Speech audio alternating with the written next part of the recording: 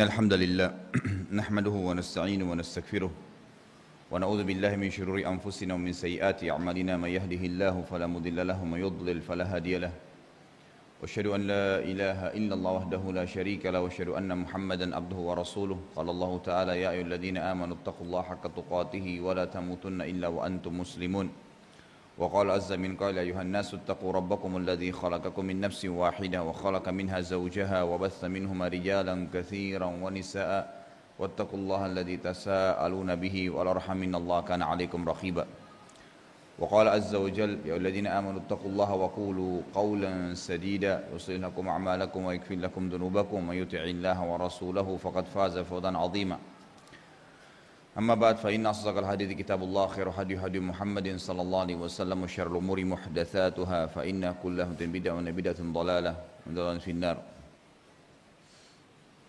Tentu yang pertama-tama ikhwah akhwat sekalian kita panjatkan puji dan syukur kehadirat Allah Subhanahu wa taala atas segala nikmatnya. Dan juga seperti yang saya sudah bacakan tadi, khutbah hajah di mana Nabi sallallahu alaihi wasallam tidak pernah memulai khutbah Jumat atau Id ataupun dalam acara apa saja kecuali beliau selalu memulai dengan khutbah hajah, mengingatkan 3 ayat berhubungan dengan wajibnya kita tunduk dan bertakwa hanya kepada Allah, dan juga mengingatkan kaum muslimin agar berpegang teguh pada Al-Quran dan Sunnah dalam masalah ibadah mereka serta menjauhi perbuatan bid'ah. Hari ini insyaAllah berhubungan dengan masalah akidah mukmin, masih berhubungan dengan masalah akidah. Kita membahas sebuah judul yang insya Allah semua kita membutuhkannya. Tentu semua ilmu dibutuhkan, tapi khusus untuk judul ini memang setiap harinya kita selalu membutuhkan dan memang kebutuhannya sangat besar, yaitu masalah rezeki. Banyak sekali orang tidak memahami tentang masalah apa itu rezeki, sehingga mereka terkurung di sebuah poin saja.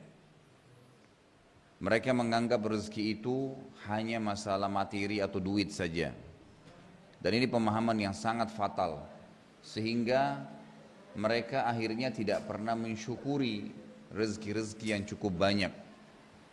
Kalau definisi rezeki sendiri adalah segala sesuatu yang dibutuhkan oleh makhluk. Segala sesuatu yang dibutuhkan oleh makhluk dalam menjalani kehidupan mereka di dunia, baik itu golongan jin, manusia, hewan, dan tumbuh-tumbuhan. Itu rezeki. Sekali lagi, segala sesuatu yang dibutuhkan oleh makhluk dalam menjalani kehidupan mereka di dunia, baik itu dari golongan jin, manusia, tumbuh-tumbuhan, dan hewan. Ini rezeki. Rezeki itu kata para ulama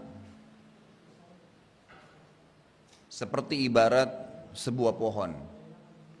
Yang pohon itu ada buahnya berjatuhan dan ada yang bergelantungan.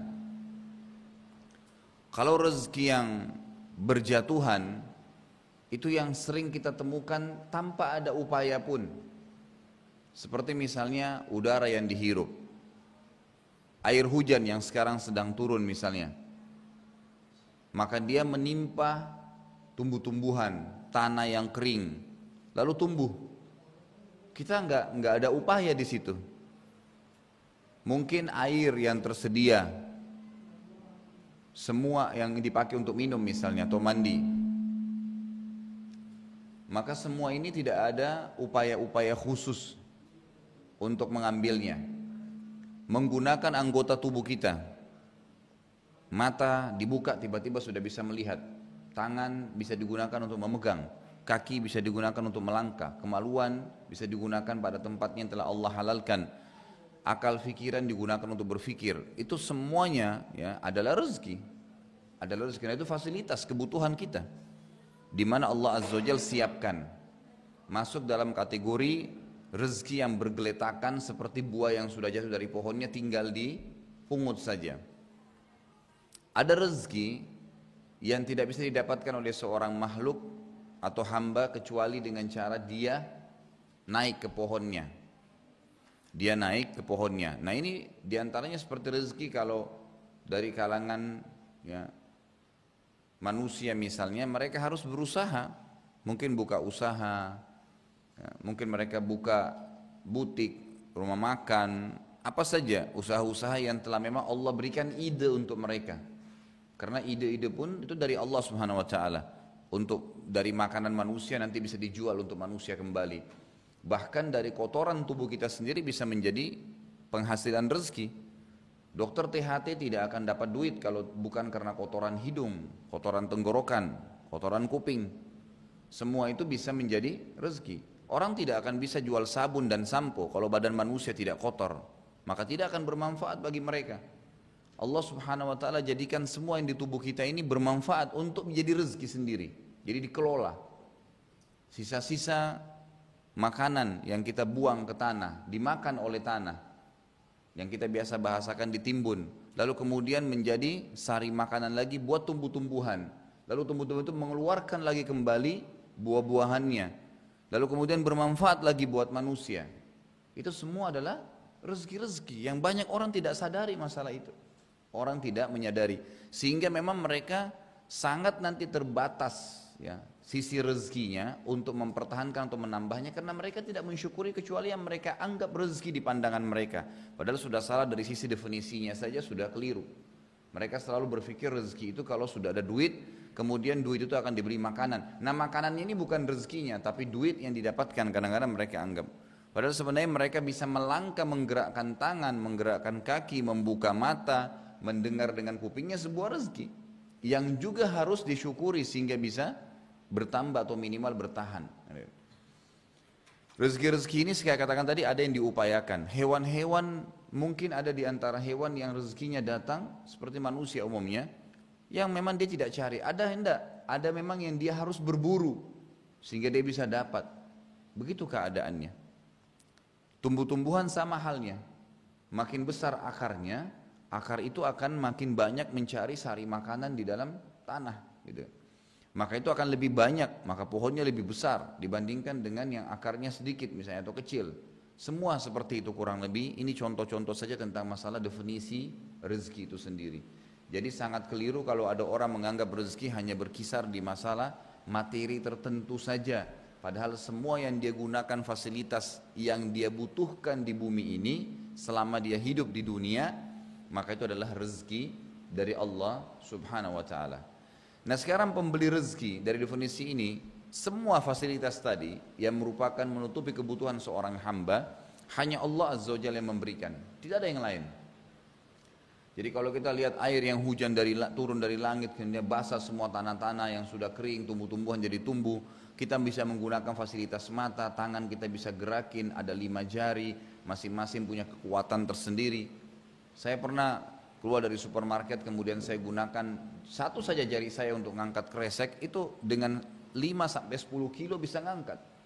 Kalau kita pikir secara akal sehat, tulang, kemudian daging dan kulit seperti ini, bagaimana caranya bisa punya kekuatan mengangkat 10 kilo? Tapi dengan kuasa Allah SWT, kalau saya gunakan 2 jari, jauh lebih kuat. Kalau saya gunakan semua jari saya, maka luar biasa gitu. Bahkan manusia bisa mendorong mobil dengan telapak tangannya gitu kan. Itu satu hal yang luar biasa yang kadang-kadang kita tidak pikirkan. Ini sebuah rezeki. Adanya kekuatan itu adalah rezeki. Adanya fasilitas yang bisa dipakai adalah rezeki. Dan yang menyiapkan semua itu dan menjadikan sebagai kebutuhan bagi kita. Jadi yang menyiapkan fasilitas sebagai kebutuhan dan menjadikan itu sebuah fasilitas, itu juga Allah Subhanahu wa taala. Enggak ada yang lain. Allah lah yang membuat mata kita, lalu Allah membuat fungsinya melihat. Allah menciptakan kuping kita sebagai rezeki buat kita, dan Allah yang menciptakan juga dia berfungsi untuk melihat. Kalau cuma diciptakan saja bentuknya begini lalu tidak ada fungsinya, maka tidak akan bermanfaat. Tangan diciptakan oleh Allah dengan bentuk begini, kemudian diberikan kekuatan padanya sehingga dia bisa mengangkat sesuatu, kaki bisa melangkah dan seterusnya. Jadi ini semua adalah bentuk rezeki, dan tidak ada yang memberikan rezeki tersebut, menyiapkan semua fasilitas dan untuk seluruh makhluk kecuali Allah Azza wa Jalla. Jadi sangat sempit kalau ada orang mengatakan rezeki itu hanya materi tertentu, apalagi kalau dia mencari rezeki itu kepada selain yang menciptakan dia dan rezeki yang dia butuhkan serta seluruh makhluk ini. Seperti banyak orang masih pergi ke kuburan, pergi minta-minta kepada makhluk yang sama dengan dia. Akhirnya makhluk itu memberikan syarat-syarat yang juga syarat itu sama berputar di makhluk lagi, gitu kan? Tidak ada manfaat yang sama sekali mereka dapatkan. Gitu. Baik, kita dengarkan dari mana dalilnya bahwasanya memang yang Razzaq, pembeli rezeki itu dan mengatur semua ini, dan yang menjadikan rezeki itu bisa ada fungsinya masing-masing hanyalah Allah Subhanahu wa taala. Allah jelaskan dalam surah Az-Zariyat. Surah Az-Zariyat ini urutan 51 dalam Al-Qur'an, ayat 56 sampai 58. Jadi 3 ayat ini Allah Subhanahu wa taala ya saling bersambung satu sama yang lain, terutama ayat 58-nya menjelaskan bahwasanya hanya Allah Azza wa Jalla yang menyiapkan fasilitas tadi itu, menciptakannya, menjadikannya sebagai rezeki. Jadi berfungsi semuanya. A'udzubillahi minasyaitonirrajim. Bismillahirrahmanirrahim. Wa ma khalaqtul jinna wal insa illa liya'budun. Saya tidak menciptakan, kata Allah, jin dan manusia kecuali untuk menyembah, ngikutin peraturanku. Yang halal mereka nikmatin, yang diperintahkan mereka jalankan, yang haram mereka tinggalkan. Ma uridu minhum mir rizqin wa ma uridu minhum an yut'imun. Kata Allah, saya enggak butuh timbal balik rezeki dari mereka, enggak butuh. Bukan berarti kita dikasih makan lalu kita kasih makan juga, Allah enggak. Allah enggak butuh itu.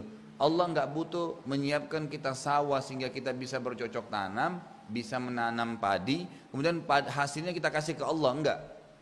Allah enggak butuhin itu. Allah enggak butuh respon kembali rezeki yang sudah dikasih. Sama hal, maksudnya dengan benda atau fisik yang sama. Allah enggak butuh, dan Allah tidak butuh juga diberikan makan apa yang sudah kita makan. Kalau kita bercocok tanam, Allah enggak butuh kita kasih tanah itu sebagian untuk Allah sebagai penciptanya. Allah enggak butuh juga hasilnya dari padi tadi. Allah enggak butuh juga pada saat kita masak makanan padi tersebut lalu kita kasih ke Allah. Allah enggak butuh semua. Allah mengatakan, ma uridu minhum min rizq. Saya tidak butuh rezeki dari mereka, tidak butuh timbal balik unsur fasilitas tadi.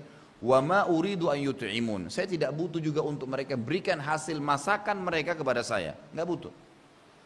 Jadi Allah SWT tidak mengatakan, Allah siapin tapi Allah tidak butuhkan. Apa kata Allah? Di ayat 58, tadi itu ayat 57 ya. Innallaha huwar razzaqu dzul quwwatil matin. Sesungguhnya hanya Allah lah Razzaq. Razzaq ini sama yang sering saya tekan-tekan adalah siga mubalaghah, sesuatu yang melampaui batas dalam bahasa Arab. Jadi kalau dikatakan rizqun itu berarti sesuatu fasilitas. Kalau raziq berarti pembeli rezeki tapi pada item-item tertentu. Tapi kalau dikatakan Razzaq berarti dia menyiapkan semuanya dan continue terus, tidak pernah berhenti. Pohon ini habis buahnya, musim lagi buah lagi gitu. Hujan, selesai orang butuhan turun lagi hujan.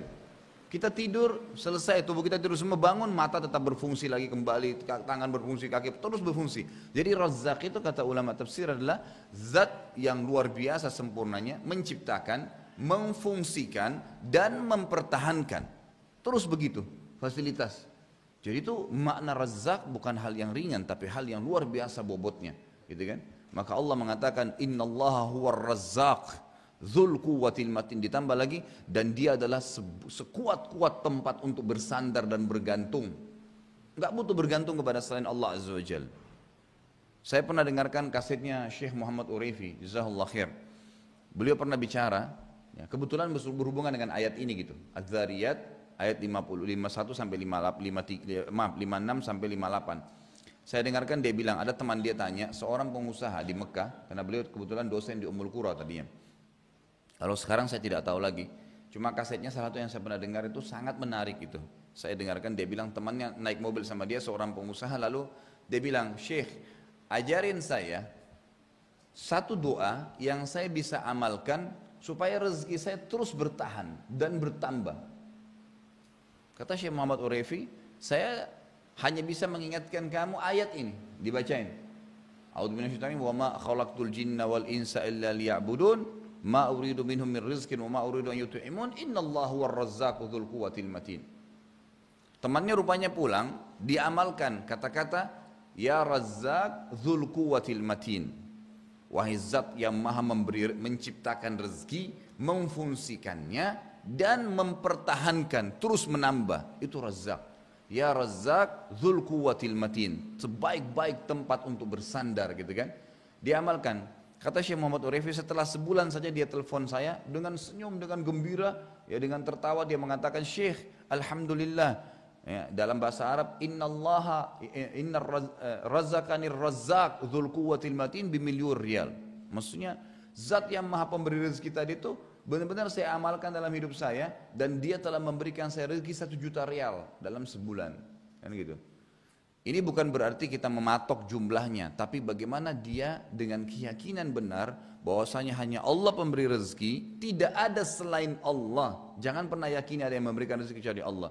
Allah Azza wa Jalla. Tangan kita saja tiba-tiba bangun la qaddarallah stroke, maka yang menciptakan tangan Allah, yang ciptakan struknya Allah, yang mematikan fungsinya sehingga tidak bisa berfungsi adalah Allah, yang bisa memfungsikan kembali hanya Allah. Gak ada yang lain. Maka keliru orang kalau menggantungkan nasib hanya dengan dokter, hanya dengan makhluk. Semua itu makhluk seperti kita, cuman beda jenis saja. Maka jangan pernah menggantungkan, apalagi ada orang dengan kejahilian yang luar biasa, bergantung pada batu dianggap keramat, keris lah, orang matilah. Bahkan ada di India orang yang menyembah sapi, ada yang menyembah kemaluan perempuan. Na'udzubillah gitu. Kejahilan yang luar biasa gitu. Jadi ini dalil yang menjelaskan luar biasa bagaimana ya Allah Subhanahu wa taala menutupi. Dengan satu ayat ini sudah cukup sebenarnya untuk menjelaskan tidak boleh kita gantungkan nasib kecuali kepada Allah Subhanahu wa taala. Dalil yang kedua adalah surah Ar-Rum. Urutan 30 dalam Al-Qur'an surahnya ayat 40 yang bunyinya a'udzubillahi minasyaitonirrajim. Bismillahirrahmanirrahim. Huwallazi khalaqakum thumma razaqakum thumma yumitukum thumma yuhyikum. Hal min syurakaikum man yaf'alu min dzalikum min syai' subhanahu wa ta'ala amma yusyrikun. Artinya dan tadabburnya ya. Huwallazi khalaqakum. Hanya dialah Allah yang telah menciptakan kalian. Perhatikan kata-kata khalaqa, itu artinya menciptakan. Apa itu menciptakan? Dari sesuatu yang tidak ada menjadi ada. Kalau manusia hanya membuat, bukan menciptakan. Allah menjadikan ayam bisa bertelur, kemudian telurnya itu berisi cairan yang kalau kita pecahin, digoreng jadi makanan manusia. Dari mana sistem ini? Dan pada saat dibiarkan jadi manusia, jadi ayam, jadi makhluk. Ini namanya menciptakan dari tidak ada air yang cair, telur yang cair jadi anak ayam. Biji yang kita anggap mati, kemudian dilempar di tanah, tiba-tiba jadi pohon, gitu kan? Sperma laki-laki yang kadang-kadang subhanallah orang berhubungan biologis lalu kalau terbuang pun dianggap biasa sama dia, padahal itu keajaiban yang luar biasa. Sperma yang lebih halus dari satu sperma itu lebih halus daripada sebutir debu. Begitu juga dengan sel telurnya wanita yang keluar dari pinggul dia, itu juga lebih halus daripada sebutir debu yang bisa ketemu kemudian menjadi manusia kayak kita. Itu menciptakan. Kita bisa ngomong, bisa teriak, bisa bicara, bisa berpikir dan seterusnya. Itu menciptakan. Kalau manusia hanya membuat saja, menciplak. Coba apa yang paling canggih dari manusia? Komputer misalnya, HP sekarang dengan memorinya saja bisa menampung sekian banyak data-data. Dari mana itu? Kalau kita baca buku sejarahnya, dari mana ditemukan teknologi dan hanya terbuatlah sebuah memori. Baik itu memori di komputer yang dibahasakan hard disk lah, atau di memori-memori HP yang ada, atau apa saja sekarang ya teknologi itu sudah menggunakan memori dari handycam dan seterusnya. Itu semua diambil dan diciplak dari bagaimana luar biasanya otak manusia.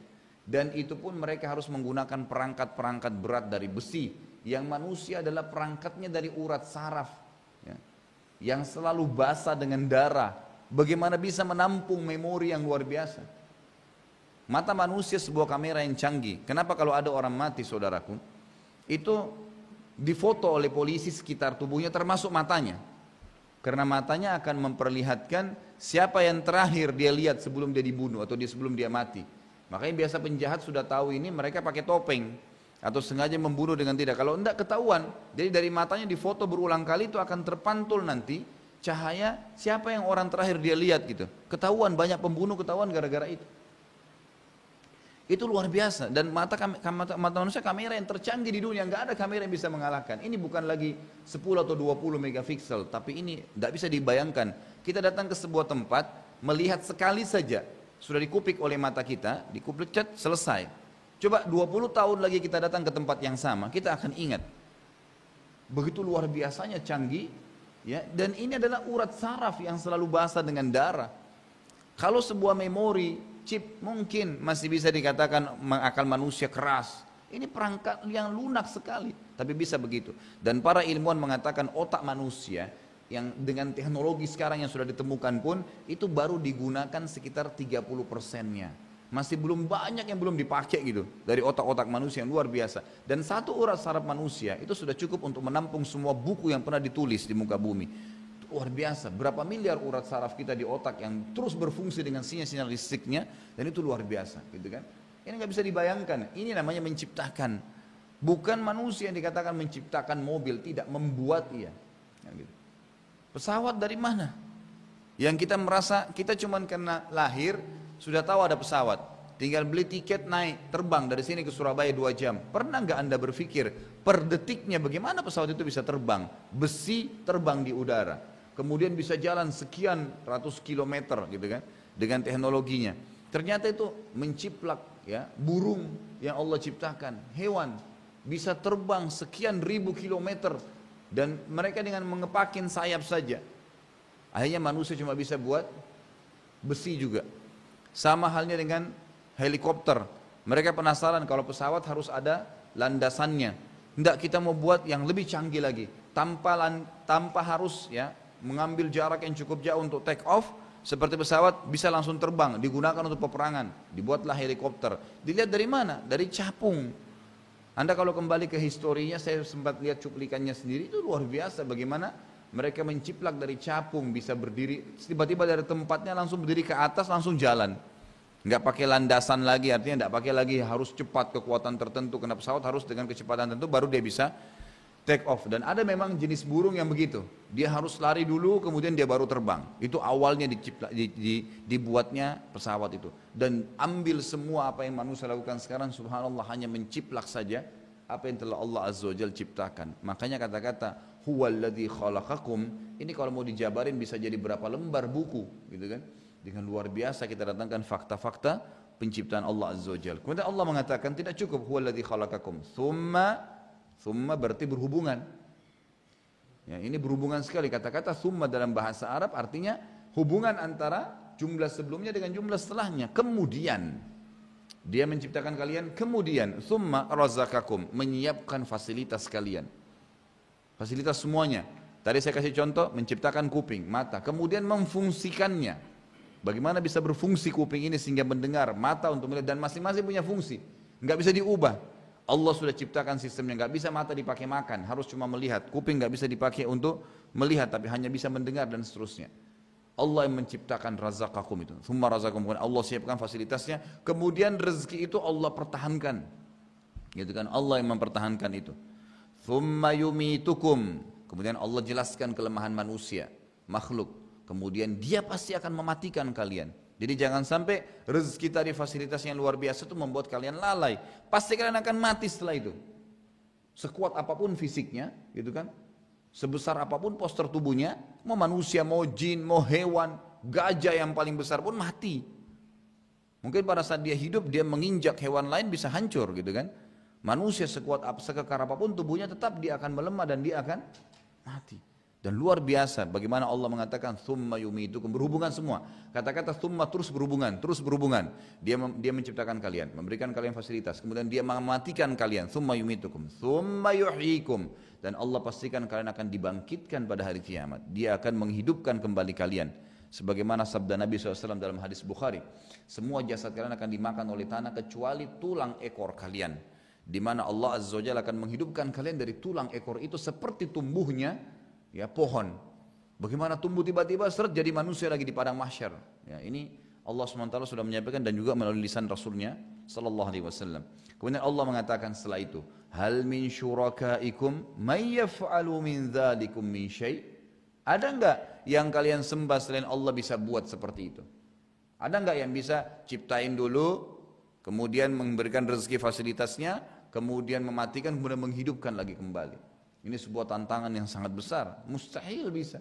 Fir'aun yang mengaku sebagai Tuhan pun dengan kekuatan fisik yang luar biasa, kekayaan, keluasan kekuasaannya, banyaknya prajuritnya, tapi juga tidak bisa mengatakan rambut yang tumbuh di kepalanya dia yang tumbuhkan. Dia nggak bisa bilang rambutnya sehelai, dia nggak bisa bilang mengatakan saya yang ciptakan. Dia hanya mengatakan saya Tuhan. Lihat ini sungai Nil mengalir di bawahku, selesai. Hanya itu saja. Dari mana sungai itu? Dari mana lisanmu bisa mengucapkan kalimat wahai Fir'aun? Gitu kan? Dari mana bisa keluar suara? Siapa yang ciptain suaramu itu? Kamu yang buat. Lisanmu bisa berfungsi, kamu yang buat. Nggak pernah. Dia nggak bisa buat apa-apa.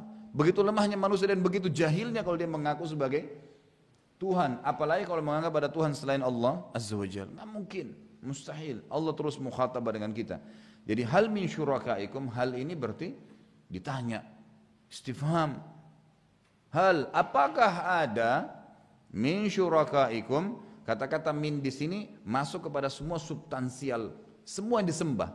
Min syurakaikum, dari apapun yang kalian sembah kecil, sekutu-sekutu Allah itu sampai yang besar. Kemudian mayyaf'al min dzalikum, ya, min syai', semua pakai min di sini. Mayyaf'alu min dzalikum, gitu kan? Yang bisa mengerjakan itu untuk kalian, min syai', dari sesuatu yang kecilnya. Telur misalnya, bisa enggak dia buatin kulitnya saja? Bisa enggak dia buat cairannya saja? Sperma, bisakah dia buat alat kelaminnya saja? Bisakah dia buat fungsinya bisa berjalan? Enggak bisa, semuanya gitu kan. Tidak akan mungkin sama persis dengan manusia atau sama persis dengan apa yang Allah ciptakan, mustahil terjadi. Pasti banyak sekali kesalahan. Lalu Allah mengatakan menutup ayat yang luar biasa, Subhanahu wa ta'ala amma yusyrikun. Maha suci dan maha tinggi dia terhadap apa mereka sekutukan. Kenapa harus sembah selain Allah gitu? Enggak mungkin, apalagi menggantungkan nasib, apalagi meragukan kemahakuasaannya Allah Azza wa Jalla. Kemudian dalil yang ketiga surah Ghafir, urutan 40 ayat 64. Surah Ghafir atau surah Mu'min ya. Umumnya sih di Al-Quran ditulis surah Mu'min. Tapi dia punya dua nama, surah Ghafir dan surah Mu'min. Urutan 40 dalam Al-Quran ayat 64. Bunyinya A'udzubillahi minasyaitonirrajim. Bismillahirrahmanirrahim. Allahul ladzi ja'ala lakumul arda qarara was samaa'a binaa'a wa sawwarakum fa ahsana suwarakum wa razaqakum minat thayyibat. Dzalikumullahu rabbukum fatabarakallahu rabbul alamin. Allahul ladzi ja'ala lakumul arda qarara. Allah lah satu-satunya yang telah menjadikan untuk kalian bumi terhampar. Bumi kita bisa bangunin, bisa cocok tanam. Dari mana sekarang bangunan ini bisa berdiri? Tanah dasarnya diciptakan oleh Allah. Lalu dibuatlah oleh Allah Azza wa Jalla. Dari tanah itu ada pengelolaan dan batu yang ada komposisi bumi sebenarnya. Jadilah semen, jadilah tanah. Ambil air, disatukan, susun, jadilah komposisi bangunan seperti sekarang. Pohon-pohon ditebang, jadilah pintu-pintu kayu. Semua sama dari komposisi yang sama, yang Allah sudah siapin sebelumnya, gitu kan? Banyak orang semua tidak berpikir masalah itu. Artinya kata ulama, menjadikan bumi ini qarara, itu bukan hanya sekedar bisa terhampar saja, tapi terhampar dan dimultifungsikan. Diambil dari dalam bumi itu beragam macam. Sudah ada komposisi batu, ada air, ada tanah seperti kita tahu. Kemudian diambil, kemudian dibuat lagi, dikelola lagi dengan Allah SWT yang mengilhamkan kepada manusia bagaimana cara membuat bangunan. Dari mana akal manusia menyusun batu-batu, membuat simetris, kemudian berdiri tingginya sekian, kotak begini, kamar tidur ada. Semua itu bukan cuma begitu saja ya. Maksudnya bukan manusia yang berpikir itu, tapi memang sudah ada yang sebenarnya tinggal tiba-tiba, bukankah kita biasa duduk, oh iya, saya harus begini ya. Itu semua dari Allah Azza wa Jalla. Munculnya ide-ide itu adalah dari Allah Subhanahu wa ta'ala itu. Ya, jadi ini satu hal yang harus diketahui. Jadi bumi jadi terhampar, bisa tidak tertumpah airnya. Berputar bumi setiap hari, setiap saat berputar. Kenapa air lautnya tidak tertumpah ke atas, sementara kita terbalik-balik?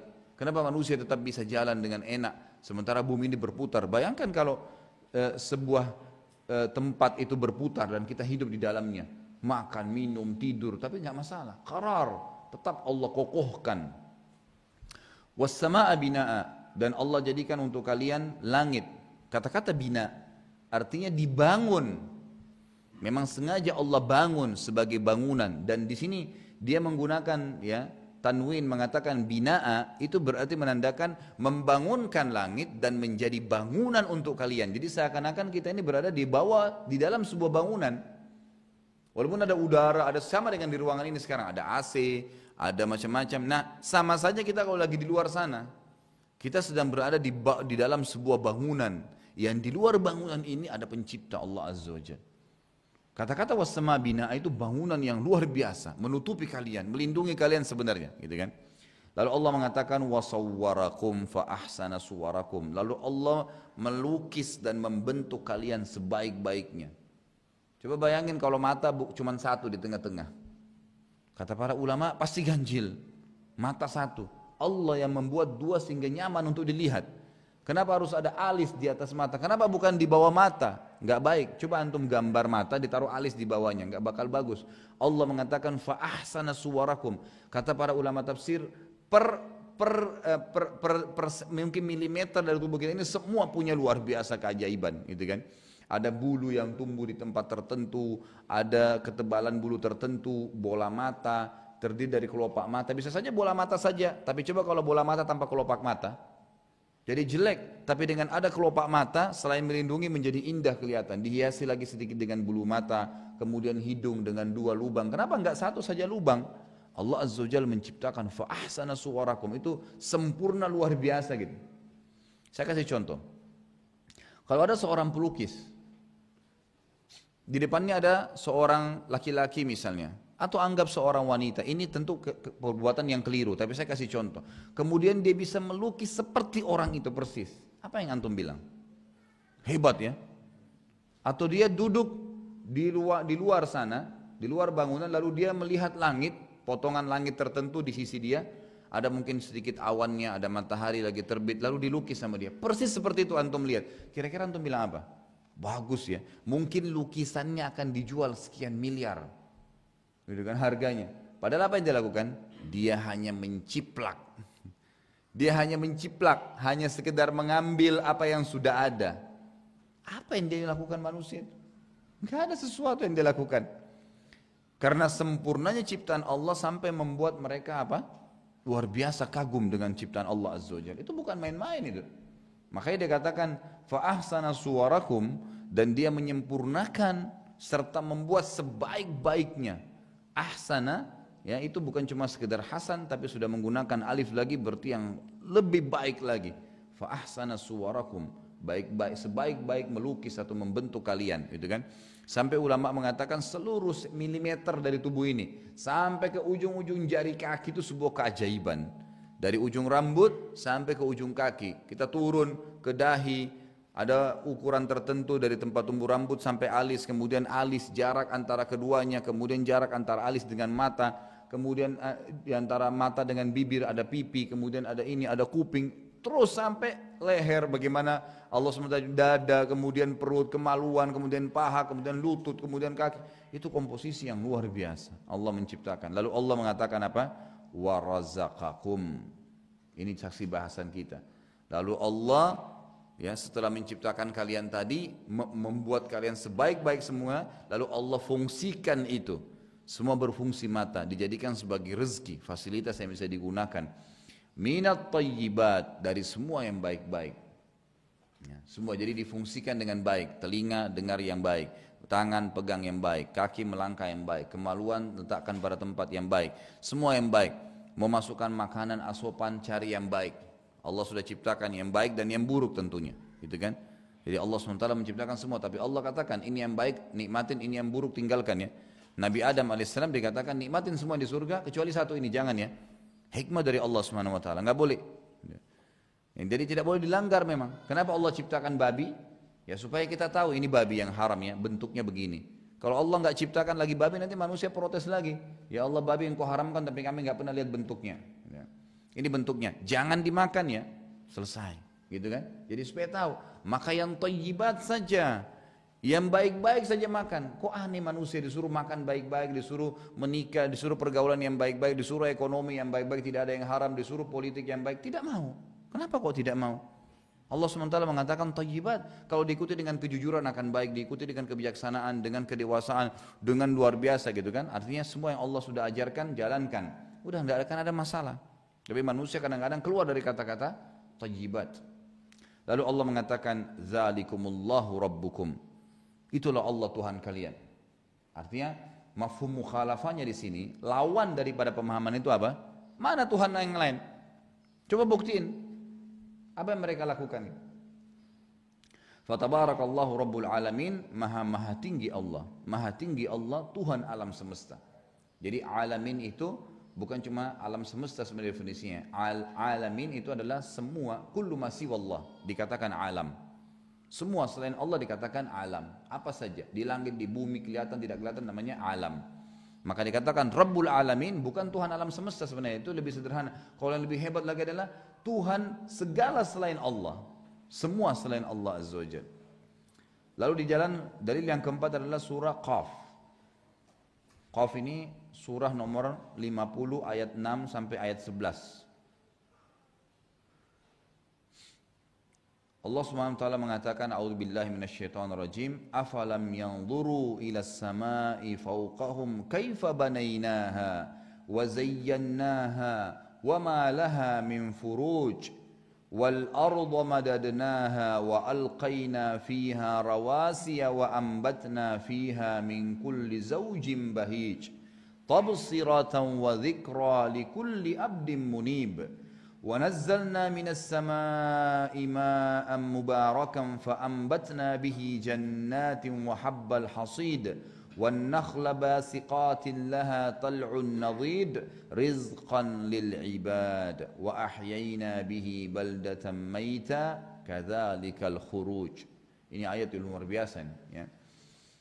Baik, kita masuk ke terjemahan dan tadabburnya. Afalam yanzuru, tidakkah mereka melihat? Semua jin, manusia disuruh lihat. Kenapa kita akan jin sama manusia? Karena di sini Allah sudah jelaskan tadi di Az-Zariyat, wa ma khalaqtul jinna wal insa. Jadi banyak mukhatabat yang ada dalam Al-Qur'an ya. Jadi semua hal-hal yang diajak untuk berfikir oleh Allah dalam Al-Qur'an, atau diajak ngomong atau diingatkan atau dilarang, itu untuk jin dan manusia, tidak untuk makhluk yang lain. Karena memang untuk jin dan manusia saja ya Allah mengatakan itu. Tidakkah mereka jin dan manusia semuanya, wawunya wawu jamak jelas, jadi rame-rame. Afalam yanzuru, tidakkah mereka semua melihat ilas sama, sama pakai alif lam, ilas sama berarti sama yang jelas. Kalau sama saja berarti di atas kepala mereka, tapi ilas sama semua yang mereka bisa jangkau dengan pandangan matanya di atas kepalanya. Fauqahum, dalam bahasa Arab ada dua yang digunakan kosakata untuk di atas. Ya kan gitu. Ada ala dan ada fauq. Kalau ala sesuatu yang melengket, seperti kopiah saya katakan ala ra'si, di atas kepala saya tapi melengket. Tapi kalau di atas lebih jauh dikatakan fauq. Atap ini kita bisa mengatakan fauqa ra'si, di atas kepala saya karena berjarak. Langit, makanya Allah mengatakan ilas sama fauqahum, langsung, jadi yang di atas sekali, di atas kepala mereka. Kaifa banainaha, bagaimana kami dirikan itu, bagaimana kami bangun. Kemudian wazayyannaha, lalu kami hiasi dengan bintang-bintang, dengan awan. Subhanallah, ini kalau kita hubungkan dengan banyak sekali ayat tentunya. Ini sebagian ayat saja ya, tapi kalau ini ayat-ayat kita hubungkan dengan bagaimana Allah tantang melihat kepada penciptaan langit, luar biasa. Dalam ayat lain Allah mengatakan kaifa banainaha bighairi amadin tarawunaha. Perhatikan langit bagaimana kami dirikan tanpa tiang, yang kalian bisa lihat dengan mata kepala. Kok bisa ada, ini nggak mungkin kalau tanpa tembok gitu kan? Bisa berdiri atap ini, ditaruh besi. Bagaimana langit itu tanpa tiang, semuanya tanpa tiang. Kata para ulama tafsir dalam mengatakan khalqus samawati wal ardi akbar min khalqihim. Langit, penciptaan langit dan bumi lebih besar daripada penciptaan manusia itu sendiri. Jadi kalau manusia sudah keajaiban tidak di tubuhnya, maka itu lebih luar biasa. Dan memang langit itu kata ulama dijabarkan tidak ada tiangnya, emang begitu saja. Jadi seperti ini tanpa sandaran, bagaimana bisa ini berdiri gitu? Ini masih ada yang memegang ya, tapi di sini memang tidak ada. Emang cuma seperti payung tanpa pemegang. Bagaimana bisa itu? Itu dimaksud dengan banainaha. Bagaimana? Wazayyannaha, kami penuhi lagi di situ dengan bintang-bintang, kan banyak kan? Sebagaimana dalam surah Al-Mulk juga Allah jelaskan ayat 4-nya gitu kan? Ya. Yang Allah SWT mengatakan setelah di ayat ketiga ini dulu, alladzi khalaqa sab'a samawatin tibaqa, Allah menciptakan 7 lapis langit bersusun. Ma tara fi khalqir rahmani min tafawut. Engkau tidak akan menemukan pada ciptaan Allah itu tafawut, ya, adanya celah-celah, kekurangan-kekurangan. Farji'il basara hal tara min futur, thumma rji'il basara karrataini yanqalib ilaikal basaru khasiyan wa huwa hasir. Kemudian pandangkanlah matamu ke langit itu. Kau tidak akan pernah menemukan satu pun celah aibnya, kekurangannya. Dan kalau kau turunkan pandanganmu, maka niscaya pandanganmu akan merasa capek sementara belum mendapatkan kekurangannya. Lalu pandangkan sekali lagi, niscaya kamu akan turunkan lagi kembali pandanganmu dalam kondisi letih sementara dia tidak mendapatkan kekurangannya. Kemudian Allah mengatakan, walaqad zayyana as-samaa'a ad-dunya bimasabiha waj'alnaha rujuman lisyaitan wa a'tadna lahum adzabas sa'ir. Dan kami telah hiasi langit-langit itu dengan bintang-bintang. Jadi kata-kata di sini wazayyannaha dalam ayat tadi, ya, di dalam yang kita bahas ini surah Qaf adalah dikuatkan dengan Al-Mulk ayat 4 yang menjelaskan dihiasi dengan bintang-bintang. Dan sekarang kalau kita lihat ilmu pengetahuan alam, para ilmuwan pun cuma bisa mengatakan luar biasa. Berapa miliar bintang di langit sana. Dan berapa besar kekuatan cahayanya. Lampu, cari lampu yang paling kuat wattnya dan kira-kira lihat berapa jauh yang dia bisa jangkau. Lampu mobil itu sorotannya memang dibuat atau pesawat itu dibuat untuk jangkauan 1 kilo, 2 kilo. Kalau sudah 3 kilo itu sudah luar biasa. Bisa 3000 meter jangkauan itu luar biasa, sudah dianggap yang paling canggih. Bintang kira-kira berapa miliar kilo dari kita gitu. Masih bisa dilihat cahayanya. Itu bukan main-main itu. Kan gitu, itu luar biasa. Allah Subhanahu wa taala menjelaskan dan Allah menjelaskan juga ada surah sendiri namanya surah An-Nur. Cahaya sendiri itu Allah yang ciptakan dan Allah itu juga penuh dengan cahaya. Keajaiban yang luar biasa gitu. Kemudian Allah mengatakan wa ma laha min furuj. Tidak ada kekurangan, tidak ada celah aibnya langit itu. Kemudian Allah mengatakan wal arda madadnaha. Lalu bumi kami hamparkan. Wa alqaina fiha rawasiya, dan kami tancapkan. Alqaina itu orang Arab kalau mengatakan alqaitu berarti dia melempar sesuatu, itu alqa. Waktu Nabi Musa dikatakan wa alqi ma fi yaminika, dan lemparkan apa yang di tanganmu, gitu kan. Jadi kata-kata di sini wa alqaina fiha, dan kami lemparkan dengan cara tertancap fiha, di atas bumi itu rawasiya, gunung-gunung yang sangat kokoh gitu. Wa ambatna fiha, tidak cukup lagi di situ Allah mengatakan dan kami tumbuhkan dari bumi itu ya sendiri, dari ard tadi, fiha min kulli zaujin bahij, semuanya yang tumbuh berpasang-pasangan. Pohon ada jantan ada betina. Yang itu enggak mungkin tanpa jantan dan betina tidak bisa berkembang biak. Manusia, jin, tumbuh-tumbuhan, hewan memang sudah begitu. Dan tidak ada jenis kelamin yang ketiga. Allah Azza wa Jalla yang ciptakan. Dari mana kita bisa jadi laki-laki di sini dan akhwat kita dibawa jadi perempuan? Siapa yang buat itu? Beda jenis kelaminnya, kemudian beda juga sebagian poster-poster tubuhnya, beda fungsi-fungsinya, gitu kan? Perempuan bisa hamil, ada rahimnya, laki-laki tidak ada. Bagaimana semua itu? Dan siapa yang membuat itu? Itu Allah Azza wa Jalla. Jadi di sini jelas sekali bagaimana Allah mengatakan min kulli zaujin bahij. Hewan-hewan pun begitu, tumbuh-tumbuhan juga begitu. Yang paling luar biasa nanti kalau kita jelaskan masalah kurma itu sendiri ya. Nanti akan ada disebutkan sini. Lalu Allah mengatakan tabsiratan. Ya. Itu tabsira. Ba, sod dengan ra. Kalau ketemu dengan ta, kata ulama adalah bukan penglihatan mata saja, tapi bisa masuk penglihatan mata, pendengaran telinga, ya, kemudian penglihatan dengan tidak kelihatan oleh manusia, oleh hati manusia. Kata-kata tabsirah, jadi semua itu akan menjadi pelajaran, penglihatan bagi seluruh anggota tubuh kalian. Wa dzikra, dan peringatan likulli abdin, untuk semua hamba tapi ada sifatnya munib. Munib ini orang yang mau pakai tadi anggota tubuhnya, tangannya untuk berfikir kepada Allah, matanya untuk melihat kekuasaan Allah, telinganya untuk mendengar kekuasaan Allah, itu munib namanya. Di abdin munib adalah hamba yang mau melihat ini, bukan cuma bangun tidur lagi, makan aja itu sudah cukup, kita bisa lihat dari mana nasi ini, beras ini. Oh dari padi itu bagaimana bisa tumbuh, berapa lama petani harus kelola, melalui air, melalui ini, proses ini, dibersihkan segala yang kita cuma tahu masukin di mulut, tidak. Lalu bagaimana pada saat saya masukin di mulut, ini fungsinya bisa, gigi saya siapa yang ciptain, bisa fungsi untuk, ini ada gigi taring, ini ada gigi yang menghancuri, ini ada gigi yang meratakan, kemudian kita kunyah. Kenapa harus dikunyah? Kemudian pada saat dikunyah ada rasa di lidah, Dari mana ini keajaiban yang luar biasa? Kemudian masuk ke tenggorokan. Di tenggorokan begitu masuk, subhanallah, begitu masuk ke usus terbagi. Mana yang jadi nutrisi tubuh, yang mana jadi kotoran tidak dibutuhin. Antum kalau buang air besar itu azakumullah, itu luar biasa ayat-ayat tanda kuasa Allah. Makanan yang kau makan berlebihan akan keluar ya. Ini penyakit-penyakit. Kalau enggak keluar, coba kalau tidak BAB 2 hari 3 hari. Itu luar biasa gitu. Rasa saja mau buang air, itu sebuah nikmat yang luar biasa. Bayangkan kalau antum tidak punya rasa. Kita nggak tahu kapan kita mau buang air, mungkin buang air di jalanan. Kalau kita tidak punya rasa pada saat buang air, oh sudah selesai berhenti, maka kita tidak akan berhenti, mungkin bisa seharian di kamar mandi.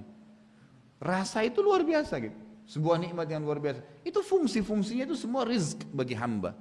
Kita bisa punya fungsi, lapar sendawa, kenyang sendawa lagi. Sudah peringatan, berhenti ya, jangan tambah lagi, nggak akan berguna. Karena itu akan dikeluarkan dalam bentuk kotoran, tidak ada manfaatnya. Allah SWT penciptanya sudah mengajarkan kita, memberitahukan dia menciptakan, memberitahukan fungsi-fungsinya, dan dia mempertahankan itu. Baik, lalu dikatakan ini untuk Abdul Munib ya, Munib tadi itu yang saya jelaskan. Kemudian dikatakan وَنَزَّلْنَا مِنَ السَّمَاءِ مَاءً مُبَارَكًا. Jadi yang paling sering kita temukan Allah selalu gunakan atau ingatkan tentang masalah hujan. Seperti sekarang subhanallah lagi hujan, ini kita bisa lihat dari mana hujan ini bisa turun air dari langit.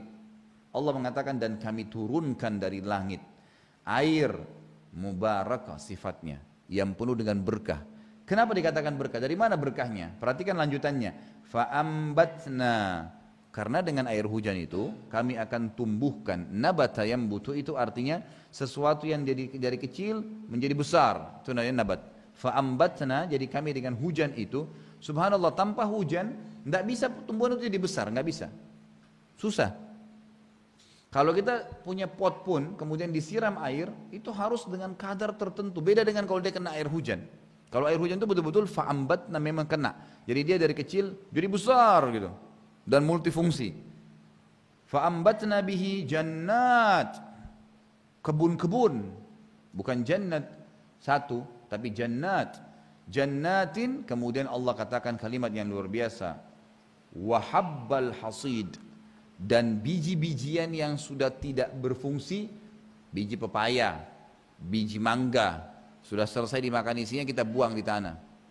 Allah mengatakan biji-biji yang kalian sudah tidak anggap fungsi lagi itu, kalau kena hujan tumbuh lagi jadi pohon, berbuah lagi lebih banyak. Satu biji bisa jadi pohon, bisa berbuah sekian juta buah.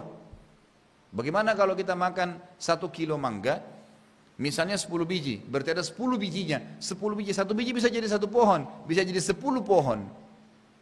Pernah nggak sampai tadabbur ke situ? Tuh luar biasa bagaimana Allah Azza wa Jalla membuktikan kepada kita tentang fakta penciptaan yang luar biasa. 1 biji, habbal hasid, artinya biji yang bisa menjadi hasid, menghasilkan, gitu kan? Jadi dia bisa menghasilkan sesuatu. Biji apa saja, biji pepaya, kalau biji mangga masih 1 ya, biji pepaya itu 1 biji pepaya bisa berapa ratus bijinya di dalam. 1 bijinya cukup menumbuhkan 1 pohon pepaya. Itu habbal hasid. Dikenakan air hujan saja selesai. Dia akan tumbuh. Gitu kan Allah Azza wa Jalla mengatakan. Jadi luar biasa. Itu belum lagi yang lainnya. Semua bisa Allah Azza wa Jalla hidupkan. Kemudian Allah kasih contoh secara khusus. Wan nakhla basiqatil laha tal'un nadid. Allah sebutkan secara khusus dikatakan dan pohon kurma. Beda nih, enggak disebutkan dengan yang lain ya. Basiqat ya, yang terhampar, laha tal'un nadid, yang dia punya mayang-mayang. Jadi kalau antum melihat pohon kurma, dia agak berbeda dengan buah pohon lain. Kalau pohon-pohon lain biasanya ada pohon yang normalnya itu 1 jantan 1 betina di sebelahnya, maka dia akan berbuah betinanya. Dan 1 jantan itu tidak mudah untuk membuahi banyak betina. Tapi kalau kurma agak berbeda. Itu semua rata-rata kebun kurma, 1 pohon kurma, itu 1 kebun kurma, 1 batang, 1 saja bisa jantannya di tengah-tengah kebun ditaruh, yang lainnya betina, itu bisa semuanya berbuah. Dan subhanallah kalau udara sangat panas sekali, itu nanti di pucuk pohon jantan kurma itu akan ada seperti sperma laki-laki, banyak sekali gitu. Nah itu nanti pekebun-kebun kurma ini dia akan naik melihat, makin panas udara, maka makin banyak si jantan mengeluarkan seperti sperma laki-laki persis, warnanya putih dan mengantong di pucuknya itu banyak. Kemudian nanti angin panas itu akan membawa dan menempelkan dengan hikmah Allah ke pohon-pohon betina dan semua berbuah. Dan satu pohon bisa sekian ratus buah, bisa sekian ribu buah. Makanya Allah khususkan masalah kurma. Ya, belum lagi di sini ulama mengatakan lebih dalam dibahas kurma itu keajaibannya sendiri dari sisi penciptaannya. Kurma itu ada mungkin ratusan jenis dengan satu macam pohon. Satu macam pohon gitu kan. Sekian ratus macam kurma. Dari yang biasa sampai yang paling bagus. Kita biasa lihat ini kurma Tunis lain, kurma Mesir lain, kurma ini lain, kurma ini lain. Semua beda-beda dan rasanya beda-beda. Gitu kan? Mirip memang manis tapi berbeda-beda. Nanti tentu ada kurma yang terbaik adalah ajwa. Tapi yang jelas kurma-kurma itu macam-macam jenisnya. Kemudian Allah tidak hanya sekedar mengatakan keajaibannya. Ya, di sini ulama mengatakan dari kata-kata basiqatin laha tal'un nadid bukan hanya sekedar keajaiban bagaimana jantan membenihi betina-betina tadi dengan hikmah Allah, tapi juga buah-buah yang lahir, gitu kan? Misal satu jantan, kemudian betinanya ada banyak. Nanti di sini ada pohon rutop, ada di sini pohon kurma yang lain, ambar, ada pohon apa? Tetap sama. Dengan jantan yang satu itu nanti bisa ini buahnya lain, ini buahnya lain, ini buahnya lain, ini buahnya lain gitu. Keajaiban yang luar biasa. Kemudian ada nutrisi-nutrisi yang sangat luar biasa buat manusia. Bukankah sabda Nabi SAW sebaik-baik buka puasa bagi orang yang puasa adalah kurma dan sebaik-baik makanan untuk orang yang sahur adalah kurma. Semua dilarikan ke kurma. Nabi SAW paling gemar setiap hari pasti makan kurma dan beragam macam manfaat dari kurma itu sendiri. Tentu kalau mau dirincikan dari pertemuan ini mesti 2 jam untuk bahas masalah kurma saja. Luar biasa multi manfaatnya gitu kan. Jadi selain pohonnya juga buah-buah yang dihasilkan itu sangat luar biasa. Kemudian Allah mengatakan dalam penutupan ayat rizqan lil ibad, memastikan semua itu. Semua tadi yang sudah disebutkan fasilitas buat hamba-hamba, buat makhluk. Kemudian Allah masih kuatkan lagi manfaat daripada hujan wa ahyayna bihi baldatan maita. Dan dengan hujan itu bukan cuma sekedar tumbuh-tumbuhan, tapi kami hidupkan negeri yang sudah mati. Kebakaran, turun hujan, habis. Kering, turun hujan, selesai. Hidup semua kembali. Sungai kering, kena turun hujan, jadi sungai kembali. Semua bisa dengan air hujan itu. Kadzalikal khuruj. Allah ingin titik beratkan poin penting terakhir penutupan ayat, begitulah kami membangkitkan kalian. Nanti hari kiamat, begitu kami bangkitkan kalian, hanya turun hujan selesai. Dalam sebuah hadis yang sahih dikatakan Nabi SAW bersabda, Allah akan turunkan hujan nanti, kemudian hujan tersebut akan menyentuh tulang-tulang ekor kalian, maka kalian akan tumbuh seperti tumbuhnya tumbuh-tumbuhan. Hujan Allah SWT mengatakan. Dan dalam ayat lain dikatakan, A'udzubillahi minasyaitonir rajim, wa ja'alna minal ma'i kulla syai'in hayy. Kami jadikan dari air itu semuanya bisa hidup. Semuanya bisa hidup. Dari mana air ini? Gitu kan? Memang kalau dia cuma murni air saja, nanti kalau dicampur teh jadi warna ini. Semua hampir yang cairan dari air. Dan Allah hidupkan sesuatu dari situ. Semua, tidak ada yang bisa hidup tanpa air. Manusia bisa hidup dengan air saja, gitu kan? Dan manusia tidak bisa hidup hanya dengan makanan saja. Ya, makanya pernah ada sahabat berkata, kami pernah, walaupun ini kelebihan Zamzam ya, kami pernah hidup ya di Mekah selama sebulan. Abi Dzar radhiyallahu anhu, pada saat beliau datang masuk Islam, itu beliau sempat tinggal sebulan di Mekah, tidak punya apa-apa kecuali minum Zamzam, tidak makan apa-apa. Karena waktu itu dia belum tahu mana Nabi SAW.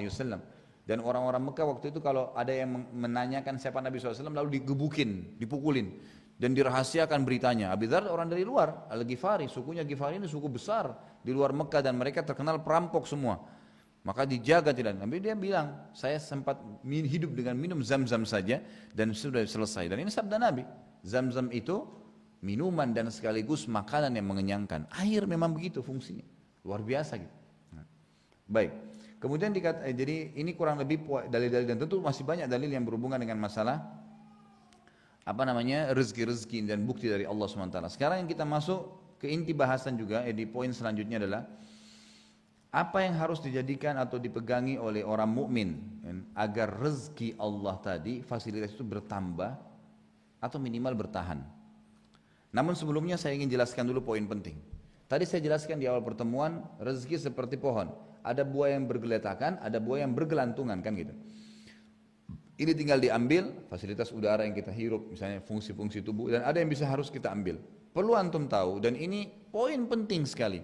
Rezeki tadi yang seperti pohon itu, orang kafir dan orang mukmin boleh mengambilnya. Makanya jangan heran kok orang kafir ada rezekinya, ya memang begitu. rizqan lil ibad, untuk semua makhluk. Untuk semua makhluk. Memang tidak ada larangan. Gitu kan? Tidak ada masalah. Hanya saja Allah Subhanahu wa taala membedakan antara rezeki mukmin dengan kafir di berkahnya. Allah Subhanahu wa taala berkahi rezekinya orang mukmin. Gitu kan? Ini bedanya di masalah rezeki. Kata para ulama bedanya adalah di masalah rezeki dan beda dengan orang kafir yang tidak ada rezekinya. Ingat saudaraku, ada poin penting juga. Salah sekali pemahaman sebagian umat Islam yang mengatakan bahwasanya orang-orang kafir hidupnya enak, nikmat. Kenapa ya kita orang mukmin tapi miskin? Antum kalau mau bandingkan antara orang kaya, kalau mau bijaksana ya, harus dibandingkan dengan orang kaya juga.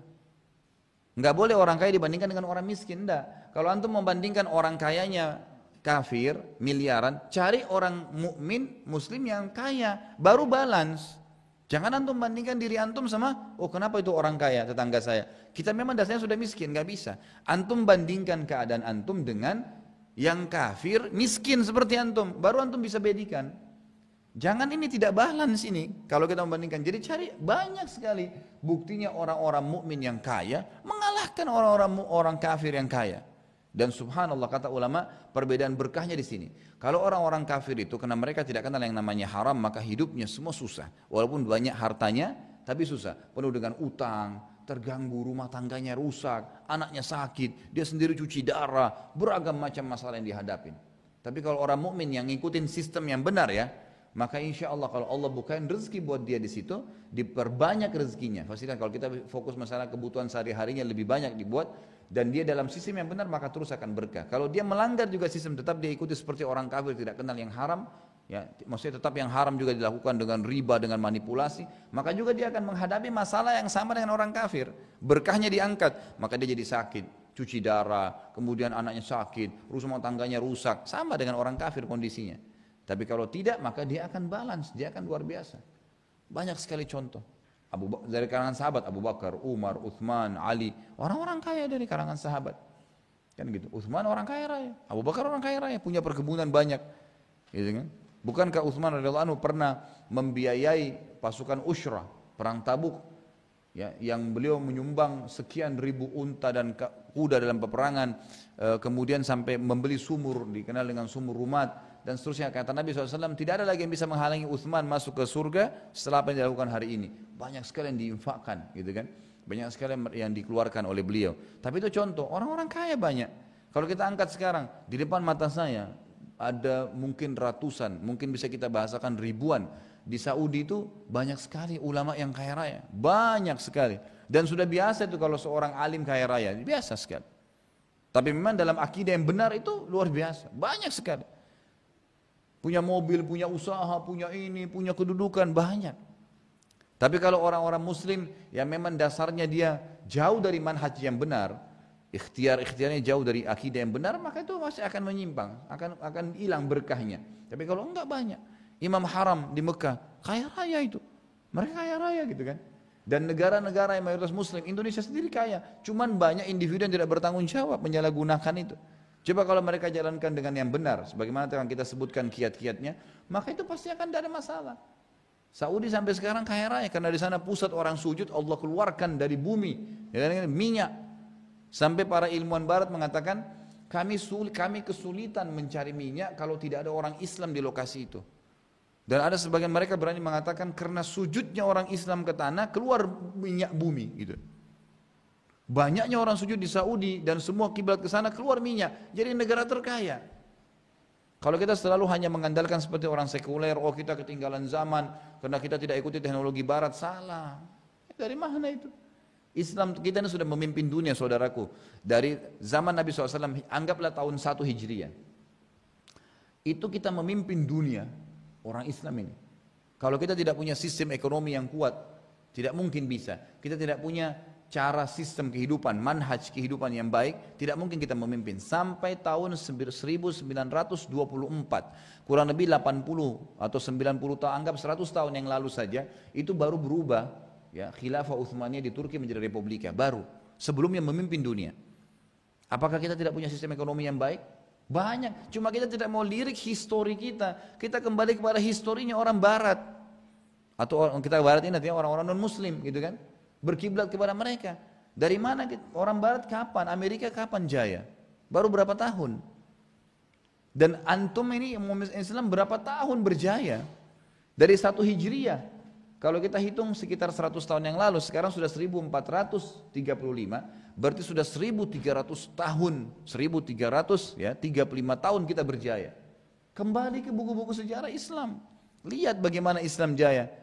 Saya pernah dapatkan sebuah buku, tapi sayang saya cari nggak ada, saya temukan sekarang. Waktu saya tulis tesis S2 itu saya sempat jadikan referensi, judulnya Kultur Islam. Kalau nggak salah itu terbitan Bulan Bintang waktu itu ya.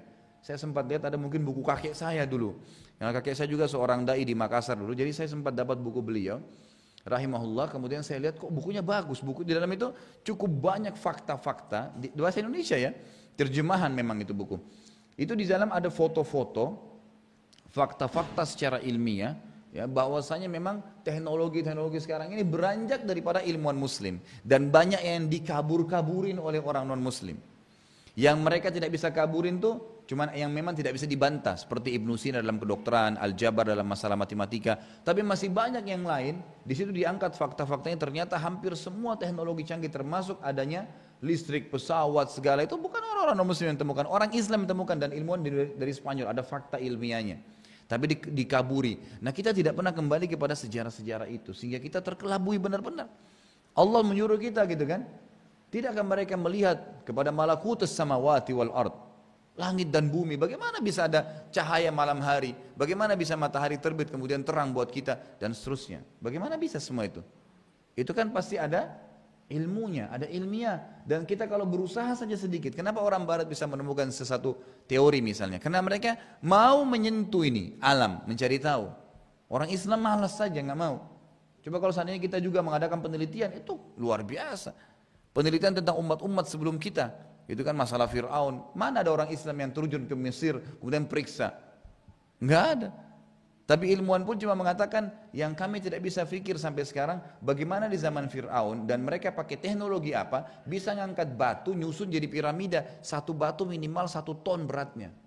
Sekarang pun susah cari alat dengan teknologi canggih untuk angkat 1 ton batu, nggak bisa, susah. Bagaimana mereka bisa angkat pakai tenaga apa? Kalau manusia pun mungkin kalau sejajar, iya ini nggak disusun sampai tinggi seperti gunung gitu.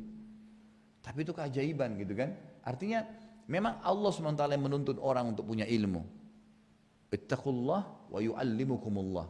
Bertakwa sama Allah, Allah akan ajar kalian. Pasti muncul ide-ide itu. Cuma umat Islam tidak mau masuk ke situ. Kan gitu. Jadi sekali lagi, keliru kalau ada orang mengatakan subhanallah, bahwasanya orang-orang kafir lebih maju. Dan itulah yang diinginkan oleh orang-orang barat, ya, orang-orang muslim ya.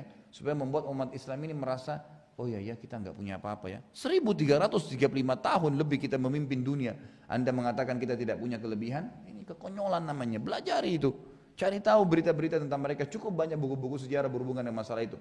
Ada uang berangkat, lihat peninggalan-peninggalan di Spanyol, peninggalan-peninggalan di Turki gitu kan. Bagaimana umat Islam berjaya dulu. Ini hal yang luar biasa gitu. Baik, kita masuk sekarang bagaimana caranya agar ini tentu tidak ada bagi orang kafir ya, ini hanya bagi orang Islam. Bagaimana supaya tetap berkah, bagaimana mempertahankan rezeki, bukan cuma duit tadi tapi semua fasilitas ini, anggota tubuh, fungsi-fungsinya, semua, langit nurunin hujan, pohon-pohon kita bisa berbuah, laut kita bisa penuh dengan ikan-ikan yang kita bisa panen, luar biasa, semua ini bisa dipertahankan dan bisa ditambah, Allah bisa tambah dengan hikmahnya, dengan caranya. Satu ikan bisa melahirkan 1000 ekor, bisa. 1000 telur, bisa kalau Allah mau. Laki-laki bisa, perempuan dan laki-laki bisa lahir kembar sekian banyak. Bukankah kemarin terjadi di Palestina? Karena banyaknya umat Islam yang dibunuh di sana, ada masuk di fakta, di Al-Arabiyah. Itu dijelaskan di majalah, di TV-TV di Jazirah Arab. Itu ada satu wanita di Palestina melahirkan dalam 2 tahun, kalau tidak salah anaknya 12. Jadi satu kali melahirkan itu, tahun sebelumnya nikah sama laki-laki suaminya, punya anak kembar 6. Semua sehat, semua laki-laki. Tahun kedua lahir lagi 6 kembar, semua sehat, semua laki-laki. Seakan-akan Allah perlihatkan keajaibannya, kamu bunuh hai Yahudi 2 orang muslim, ini saya lahirkan 6 gantinya, ini saya lahirkan 12. Tentu banyak, kalau Allah mau luar biasa diberkahi. Ada kiat-kiatnya, masyhur. Yang pertama adalah, di antara turuk, ya saya katakan di sini, lil mu'min iddati turuk wali husul wali takthir minar rizq. Banyak sekali cara sebenarnya. Ini tulisan saya susun sendiri, mudah-mudahan saya tulis dalam bentuk buku nanti. Cuma ini masih dalam bahasa Arab, catatan kecil gitu ya. Saya coba kumpulin dari beberapa buku-buku. Juga ayat-ayat Al-Quran. Dalil yang paling kuat adalah saya selalu mengambil Al-Quran. Karena subhanallah banyak Al-Quran yang belum ditadabburi ayatnya. Banyak sekali ditadabburi. Kita masuk sekarang adalah poin pertama untuk mempertahankan atau menambah satu. Yang pertama adalah ini yang paling inti, bersyukur kepada Allah.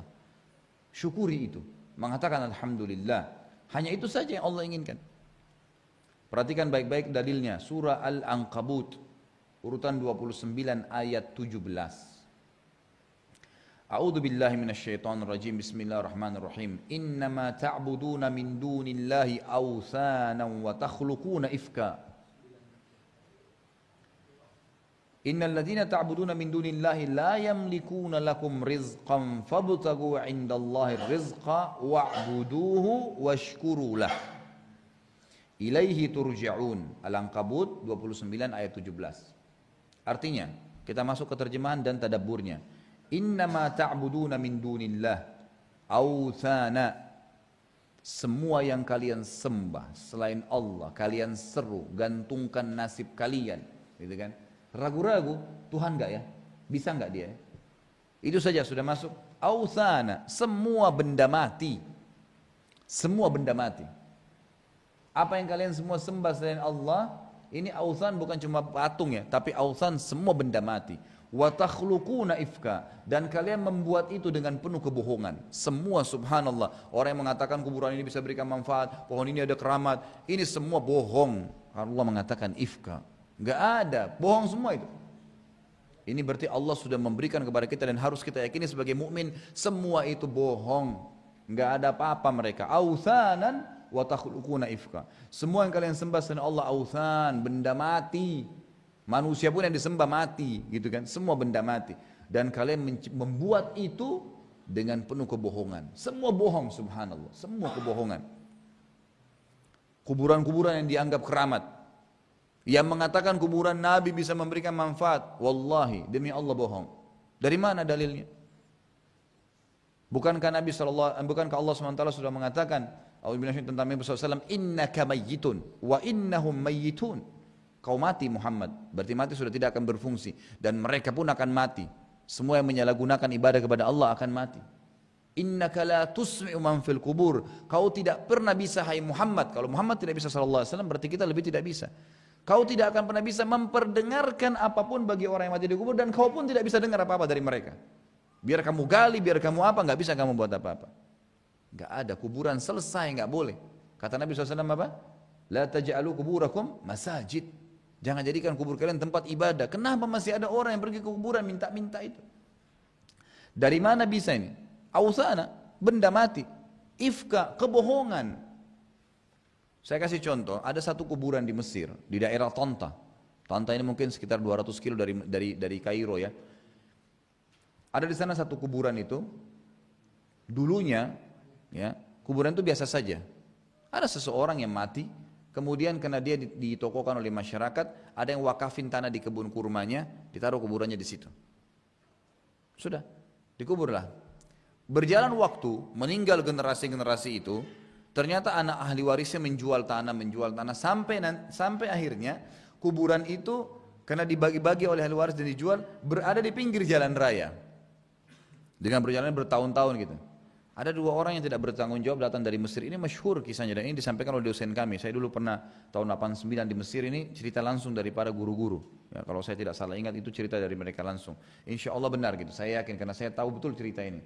Dan ya, mohon maaf bukan dari dosen Mesir, ini dari guru-guru kami termasuk guru akidah Dr. Fahad Suhaimi. Itu beliau mengingatkan atau menyampaikan kami pada saat tingkat 3 kuliah di dalam materi tauhid. Ini yang benar. Jadi saya ingat betul beliau mengatakan kisah ini, dan beliau mengatakan itu kisahnya adalah dua orang yang mampir kemudian ban mobilnya pecah. Dilihatlah kuburan itu di pinggir jalan. Yang satu perbaiki ban, yang satu ini mujrim. Mujrim ini orang jahat betul. Dia lihat kuburan itu selama 15 menit temannya perbaiki ban, berapa banyak orang yang lewat mampir berikan salam kepada kuburan. Dia nyebrang, diambil satu kaleng yang sudah rusak di situ, ditaruh dekat kuburan, dia pergi, dia nyebrang, dilihat. Ternyata dari sekian survei dia, na'udzubillah, berapa orang yang lewat, ada yang sempat taruh duit. Karena kejahilannya. Dia bilang sama temannya, kita nggak jadi pulang ke Kairo. Dia pergi ke toko bangunan, dibongkar kuburan itu besok, dipasangin keramik, pasangin pagar, taruh celengan yang bagus. Ternyata dari sekian banyak orang lewat, betul-betul kasih duit. Sekarang kuburan itu bisa menampung, ya, menjadi sebuah masjid yang besar, daerah Tonta itu bisa menampung sekitar 1000 atau 2000 jemaah, saya lupa ya penyampaian, tapi ya, susah sangat besar. Dan orang datang karena kuburannya, bukan karena masjidnya. Dan yang sudah membangun itu terima per hari itu per bulan ya 1 juta jenih. Jadi 1 miliar rupiah dia terima uang dari celengan yang masuk ke situ. Orang musyrik dia nggak pusing. Dan ini betul-betul ifka, kebohongan. Semua subhanallah. Yang di kuburan-kuburan di Indonesia ini yang banyak yang disembah-sembah, yang diminta-minta itu kebohongan semua. Allah mengatakan, wa takhluquna ifka. Semua kebohongan, authan, benda mati. Mintalah di sini ini syekh fulan berikan manfaat, kebohongan. Kalau dia bisa berikan manfaat, wallahi Tuhannya Allah dia lebih mampu. Kuburan ini kuburnya wali, bisa berikan. Kenapa enggak minta kepada Tuhannya? Pasti Tuhannya lebih mampu, untuk apa minta kepada dia? Imam Nawawi mengatakan rahimahullah, saya heran dengan orang yang minta-minta ke kuburan, sementara di kuburan adalah orang mati, benda mati, yang seperti dia tapi sudah mati tinggal tulang. Dia masih hidup, dia malah bisa lebih bermanfaat daripada orang itu di muka bumi. Tapi dia tidak mau fahami itu. Allah mengatakan, membongkar, mengatakan authana dan ifka, benda mati dan bohong semuanya, bohong, semua penipuan. Di Surabaya begitu juga, di Wali Songo, sumur yang sudah tua gitu. Air berkah dijual berjergen-jergen. Harganya, kenapa nggak beli Zam-Zam? Walaupun sudah coklat, airnya kotor, bisa buat penyakit. Enggak, ini berkah dari zaman Wali Songo. Subhanallah. Jadi kalau dari zaman Wali Songo berarti tetap berkah itu. Sunnatullah, kalau sumur sudah kotor, harus diuruk kembali. Diganti, dibersihin airnya. Baru bisa jadi air bersih. Dan itu juga karena Allah yang ciptakan. Bukan, tidak ada hubungannya dengan Wali Songo itu. Tidak ada hubungannya. Kan gitu. Ini enggak, dianggap berkah, lebih berkah daripada Zam-Zam malah. Orang-orang pada beli, minum, kejahilan, nanti sakit perut dianggap tidak apa-apa. Gitu kan. Ini bagaimana caranya? Semua ifka, semua subhanallah penuh dengan kebohongan. Kebohongan yang luar biasa, direkayasa oleh orang-orang tertentu. Saya tidak bahas siapapun ya, tapi orang tertentu ini memang tujuan semua ujungnya adalah dunia. Semua orang yang mengajak penyembahan selain Allah, menghidupkan bid'ah lawan sunnah Nabi SAW, nggak salahnya karena mau hidup, duit di belakangnya. Hanya itu saja, karena masih mau rezeki dari manusia. Lupa kalau Allah Azza wa Jalla yang memberikan. Dan ini ini luar biasa pada menjawab depan Allah SWT hari kiamat. Allah mengatakan, innal ladzina ta'buduna min dunillah la yamlikuna lakum rizqa. Semua yang kalian sembah itu, kebohongan-kebohongan tadi semua tidak bisa memberikan kalian apa-apa dari rezeki. Tidak bisa menyiapkan fasilitas kalian. Fabtagu 'indallahir rizqa. Hanya cari rezeki dari Allah. Wa'buduhu, ikutilah itu rezeki untuk kamu minta dengan ibadah kepadanya. Ibadah yang benar, sesuai dengan wahyu. Washkurulah, dan syukuri. Kan gitu. Ilaihi turja'un, hanya kepadanya kalian akan dikembalikan. Kemudian Allah SWT juga menceritakan dalil yang selanjutnya adalah surah Saba. Urutan 34 ayat 15. Di mana Allah SWT menceritakan tentang negeri Saba. Saba ini Yaman ya. Ini cerita zaman dulu tapi ada pelajaran besar. Allah SWT mengatakan, a'udzubillahi minasyaitonir rajim, laqad kana li saba'in fi maskanihim ayah, jannatani an yamini wa shimal, kulu min rizqi rabbikum washkuru lah, baldatun tayyibatun wa rabbun ghafur. Sesungguhnya pada negeri Saba, di tempat tinggal mereka, ada tanda-tanda kebesaran Allah. Tanda-tandanya apa? Allah mengatakan jannatani an yamin wa shimal. Jadi saking taatnya mereka beribadah pada saat itu, sampai Allah menjadikan di timur Saba dan baratnya, itu semua timurnya isi dengan buah-buahan, penuh buah-buahan, segala macam buah-buahan ada pada saat itu. Dan di sebelah timurnya, di baratnya semua penuh dengan sayur-sayuran. Semua bermanfaat, tidak ada pohon satupun yang tidak bermanfaat. Maksudnya tidak bisa memberikan mereka. Ada pohon yang cuma melindungin. Ini enggak, memang memberikan kepada mereka. Allah mengatakan, kulu min rizki rabbikum. Disuruh makan, silahkan makan. Yang halal, nikmatin. Lalu Allah mengatakan kata kuncinya, washkurulah. Tapi ikuti dengan syukur. Alhamdulillah. Para ulama salaf, Abdullah bin Umar radhiyallahu anhuma, saudaraku, itu kalau minum, coba terapin ini. Beliau kalau minum buka gelas, bismillah. diturunin alhamdulillah. Masuk lagi bismillah, turunin lagi alhamdulillah. Satu gelas itu mungkin Abdullah bin Umar bisa minum 10 kali bismillah, 10 kali alhamdulillah. Kita kadang-kadang 1 kali alhamdulillah saya syukur kalau bisa, gitu kan. Makanya saya sering tekankan dalam pengajian saya, subhanallah, saya terapkan juga di rumah, jangan lupa kerasin suara bismillah, nggak apa-apa. Karena kadang-kadang kita kira kita sudah baca padahal sebenarnya belum. Dan kalau kita lupa baca, apa yang terjadi? Syaitan mencurinya.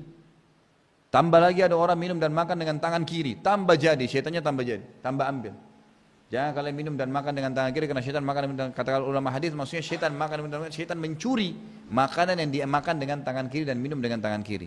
Karena dalam hadis yang lain dikatakan, siapa yang lupa membaca bismillah pada saat awal makan dan minum, kemudian dia mengingatnya dan mengatakan bismillah awalihi wa akhiri, maka syaitan di sebelahnya akan memuntahkan apa yang dia curi. Jadi mencuri kan gitu. Nah dengan juga dengan disyukuri, alhamdulillah. Kenapa kita kalau habis makan, habis minum bilang alhamdulillah? Supaya minimal kenikmatan minum dan makan itu bertahan atau bisa bertambah, malah lebih nikmat lagi setelah itu. Allah mengatakan kulu min rizqi rabbikum, silahkan makan. Dan ingat, pada saat Allah haramkan sesuatu, Allah bukakan banyak pintu halal. Sudah pernah saya jelaskan itu hari. Babi Allah haramkan, satu sisi. Sisi lain Allah halalkan sapi, ayam, kambing, semua hewan-hewan di air halal. Kenapa harus babi? Allah haramkan khamar, nggak boleh minum ya, ini khamar, memabukkan, ada alkoholnya, baik. Masih ada susu, ada sirup, ada air putih, kenapa harus khamar? Allah haramkan satu, masih banyak yang lain. Allah haramkan pergaulan bebas, tidak boleh, walaupun kebutuhan biologis kita harus terlampiaskan kepada lawan jenis, manusia normal. Allah mengatakan zuina linnasi hubbus syahawati minan nisa. Pasti kita punya hubbus syahawat, cinta, syahwat, diikuti dengan syahwat. Pasti kita mau melihat, pasti kita mau memegang, pasti mau mencium, pasti mau berjima, itu pasti, fitrah itu. Tapi Allah ajarin caranya. Akad nikah, zina sama nikah bedanya hanya 10 menit. Hanya saya nikahkan kamu oleh walinya dengan anak saya si fulana, si laki-laki mengatakan saya terima, selesai, halal. Zina berhubungan biologis, hamil pasangannya, maka dimulai dengan kekhawatiran, diakhiri dengan penyesalan kalau maksiat itu. Kalau ibadah dimulai dengan keikhlasan, ketulusan, dan diakhiri dengan kenikmatan. Otomatis begitu. Sekarang orang zina, la qaddarallah, haram, nggak boleh. Pelampiasan biologis kebutuhan dia, tapi caranya salah. Maka pada saat pasangannya hamil, dua-duanya malu, keluarganya malu, nama mereka di masyarakat rusak, anaknya yang lahir tidak jelas statusnya. Tapi kalau kita lihat orang menikah dengan cara yang Allah ajarkan, yang halal, yang itu. Setelah akad nikah, malam pertama, semua orang tahu kalau mereka berhubungan biologis. Itu rahasia umum. Mereka berhubungan, kalau hamil pasangannya, istrinya hamil, dua-duanya senang, keluarganya senang. Orang tahu ini karena hasil hubungan biologis. Bandingkan tadi sama zina, hasil biologis juga tapi tidak ikuti jalan Allah. Malu semua. Anaknya gak jelas statusnya, ini enggak. Keluarganya semua senang, mereka senang, dipilih nama, baju bagus, segalanya. Pada saat lahir, anaknya jelas statusnya. Kenapa harus yang haram? Apa manfaatnya gitu? Saya waktu tanya, Ustaz boleh gak pacaran? Boleh, tapi setelah nikah. Silakan nikmatin. Pegangan, ciuman, berjima, silakan, tapi setelah nikah. Kan gitu. Itu pointernya. Dan hilangkan prinsip dasar mengatakan harus punya ijazah baru menikah. Jauh-jauh itu semua. Gak ada manfaatnya. Kebutuhan biologisnya. Kalau sudah mendesak kata Nabi SAW, ya sesuatu itu bisa menjadi haram. Mohon maaf, ini bukan hadis. Tapi saya dan para ulama yang mengatakan bahwasanya semua yang bisa membawa orang pada yang haram, maka berarti dia sudah wajib untuk mencari yang halal. Jadi misal dia kalau tidak menikah maka dia bisa jadi zina. Dia wajib nikah pada saat itu. Punya kewajiban. Gak bisa tidak. Kalau dia lagi safar dan dia punya keringanan buka puasa tapi dia paksakan diri, kalau dia tidak buka puasa malah dia sakit, malah dia mati, maka dia wajib berbuka puasa. Sudah pindah gitu kan hukumnya. Maka harus mengambil apa yang telah Allah SWT perintahkan tadi. Baik, selanjutnya dikatakan baldatun thayyibatun wa rabbun ghafur, ya sesungguhnya negeri itu akan selalu thayyibah, akan selalu subur, makmur, tenang, aman kalau apa? Rabbun ghafur, ya, mengikuti Tuhan yang Maha Pengampun. Baik, yang kedua saudaraku adalah kiatnya infak. Al-infak, nafaqah, sadaqah. Ini banyak sekali orang yang tidak faham, subhanallah. Saya sering bahasakan di pengajian saya dan mudah-mudahan saya termasuk orang pertama melaksanakan, bukan cuma mengucapkan. Kalau antum memang betul-betul mau mempertahankan dan mau mendapatkan rezeki itu, Di setiap sesuatu yang Allah siapkan, yakini ada infaknya di situ. Dan kalau mau maksimal, keluarkan sepertiganya. Kalau mau maksimal. Misal, saya dikasih segelas ini. Kalau saya masih bisa berbagi dengan orang, sepertiganya itu lebih baik. Kue, saya beli. Makanan, sepertiganya dikasih orang miskin, maka itu lebih baik. Makanya salah satu yang merupakan kelebihan daripada tabi'in yang masyhur Uwais Al-Qarni, itu beliau rahimahullah, kalau dapat, orang susah hidupnya, tapi beliau kalau makan, kadang-kadang cari makanan di sisa makanannya orang di sampah. Dapat roti dibersihin sama dia. Dibersihin, selesai dibersihin, masih dibagi lagi. Dibagi, dibersihin, dibagi, dikasih orang lain sama dia. Dikasih orang-orang yang dianggap memang susah dikasih. Baru dia mengatakan, ya Allah, inilah rezeki yang telah Engkau berikan kepada aku, dan aku sudah berusaha membaginya untuk selainku. Masih dibagi. Kadang-kadang kita subhanallah beli makanan sampai rusak di rumah, nggak pernah dikasih orang. Saya wasiatkan pada keluarga saya, jangan nginapkan makanan di rumah. Malam itu habis, besok urusan besok. Orang mukmin tahu hari lalunya sudah berlalu, tinggal taubat kalau salah dan dia bersyukur kalau benar. Hari ini milik dia, besok adalah gaib, dia tidak tahu. Selesai. Kita boleh berencana, tapi nggak ada yang bisa pasti. Hari ini punya kita, hari ini maksimalin, isi dengan ibadah, isi dengan amal saleh, isi dengan segalanya, itu pointernya. Besok itu urusan besok. Kita nggak pernah tahu. Hari ini subuh on time, duhur on time, semua on time, semua zikir pagi, semua ibadah, baca Quran terus. Besok deh, nggak ada istilah besok deh. Ini besok nggak ada urusan sama kita. Besok kita nggak tahu hidup atau tidak. Orang mukmin begitu. Yang telah berlalu, istighfar kalau salah, syukuri kalau ada. Hari ini maksimalin, besok kita tidak tahu. Lupain hari esok, sudah. Kita nggak tahu kapan kita masih hidup atau tidak. Boleh punya planning, tapi bukan satu kepastian. Ini banyak orang bilang, oh besok aja deh saya baru silaturahim. Besok aja deh saya baru begini. Apa besok lagi? Ente masih hidup besok, gitu kan? Nah ini harus perhatikan gitu. Baik.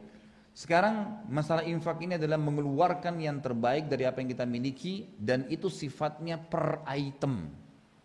Per itemnya. Itu jauh lebih baik. Kita baru beli baju 100.000. Kalau antum bisa keluarin 33.300 sekian atau 35.000 lah antum keluarin, infakkan karena saya sudah diberikan oleh Allah kesempatan beli baju 100.000, itu maksimal. Itu akan luar biasa. Hadis Bukhari menjelaskan masalah itu. Bukankah sudah masyhur kisah ada dua orang di zaman Bani Israel punya kebun bersebelahan. Kemudian yang satunya mendengar suara dari langit, dengan yang mengatakan dari awan, tuangkanlah hujan di kebunnya fulan, tetangganya dia. Lalu diikuti sama dia awan itu, ternyata betul hujan turun di tempat temannya, yang lain gak ada dapat hujan.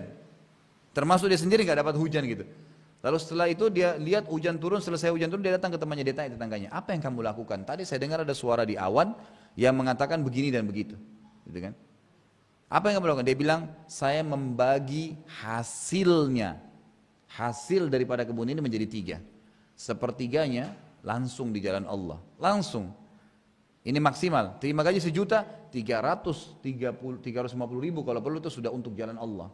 Fakir miskin kah, kerabat yang susah kah, kasih orang tua kah, pokoknya jalan Allah.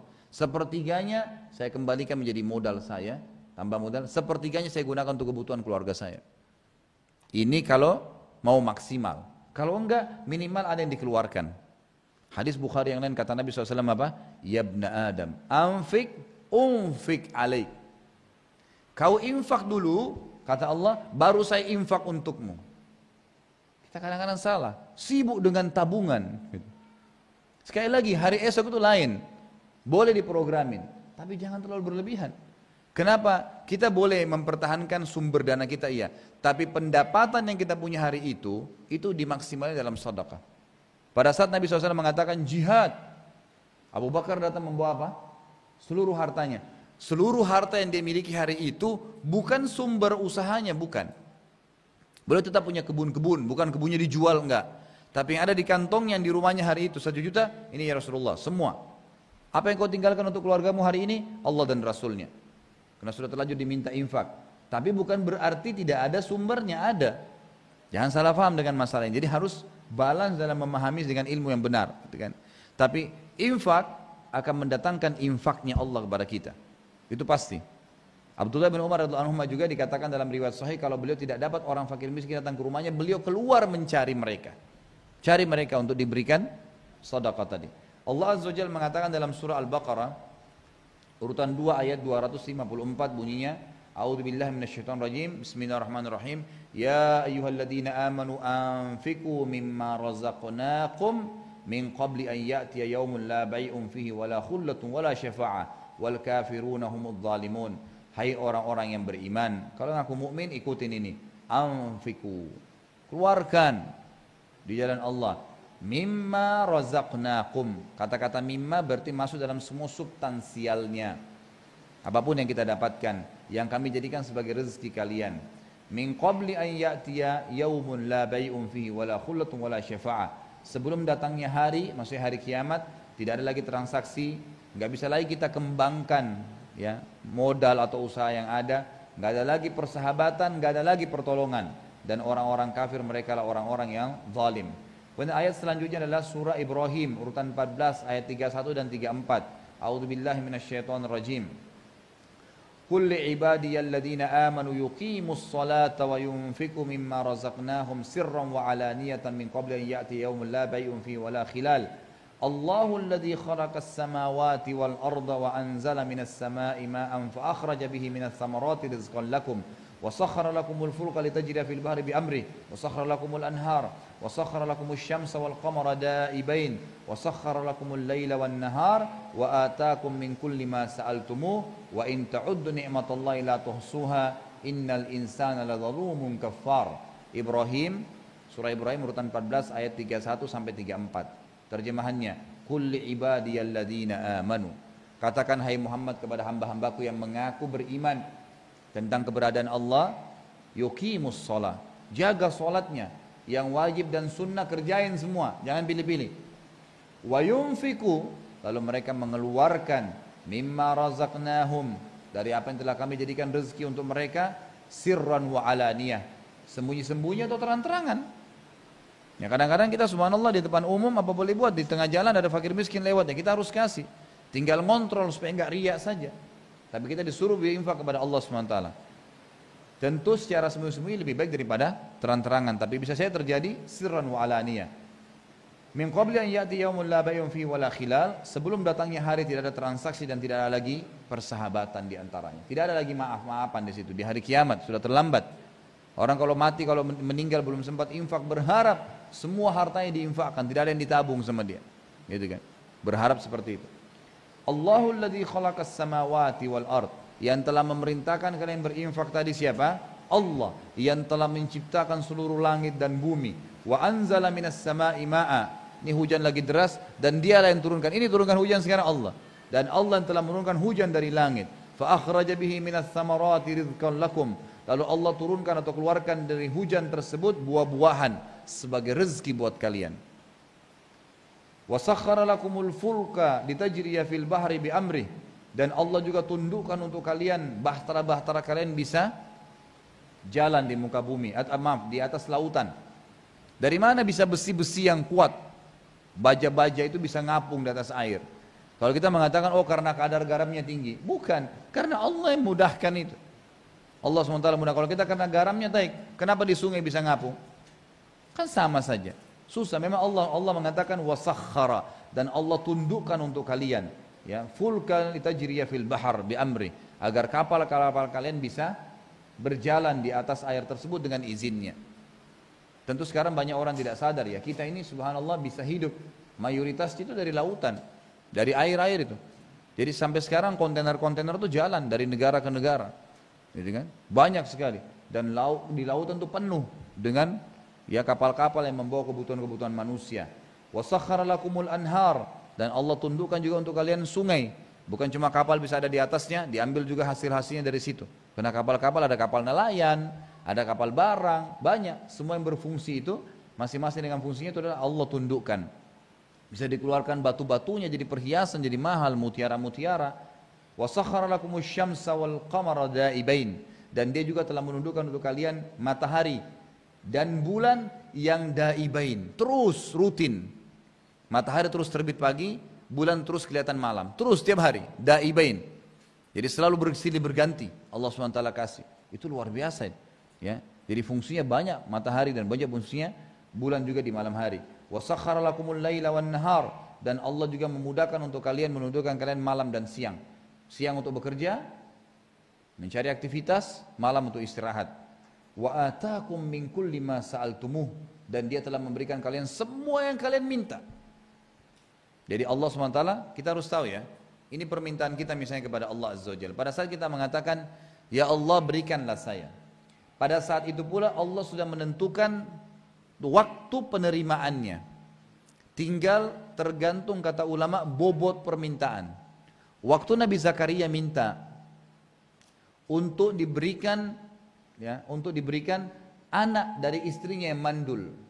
Di akal manusia nggak mungkin. Gimana bisa perempuan mandul melahirkan? Dia berdoa 10 tahun, belum dikasih, 20 tahun belum. Karena bobot doanya berat. Minta anak dari istri yang mandul, bukan dari perempuan lain gitu kan. Allah kasih setelah 70 tahun. Ya, setelah umurnya 100 tahun baru Allah kasih. Dan ada alasan, karena Allah ingin menjadikan pelajaran bahwasanya tidak ada yang mustahil bagi Allah. Ada tanggal pasti diterima doa. Kadang-kadang kita buru-buru, mungkin kita minta disembuhin flu, memang Allah mau kita berdoa selama seminggu. Enggak, kita 3 hari sudah berhenti. Dapat pahalanya tapi enggak dapat hal yang diinginkan. Mau usaha, mau minta dibayarin utang kita sekian banyak. Allah sudah tentuin, begitu kita akan, ya Allah, Allah makfini bihalalika an haramik, waghni fadlika amman siwak. Itu kan doa yang paling bagus untuk utang yang terlilit gitu kan. Lalu kata Ibnu Abbas, siapa yang berdoa ini, ya, maka pasti pasti utangnya akan dibayar oleh Allah walaupun memenuhi langit. Ya kan gitu.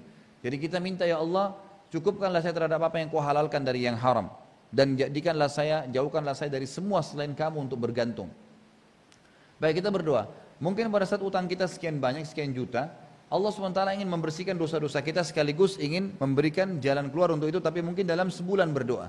Ada orang tidak, subhanallah, baru 2 hari, 3 hari, Allah belum kasih, ya udah nggak usah. Akhirnya ikhtiarnya cuman manusia saya terus, utang lagi sama orang lain, utang lagi sama orang lain, tidak pernah selesai. Nggak pernah selesai. Minta kepada Allah SWT maka akan selesai semua. Allah mengatakan, wa atakum min kulli ma sa'altumuh. Semua yang kalian minta dikasih. Cuma ada masalah yang nanti kita sebutkan di bulan ayat. Wa in ta'uddu ni'matallahi la tuhsuha. Kalau kalian mau hitung nikmatnya Allah, maka tidak akan pernah kalian bisa hitung.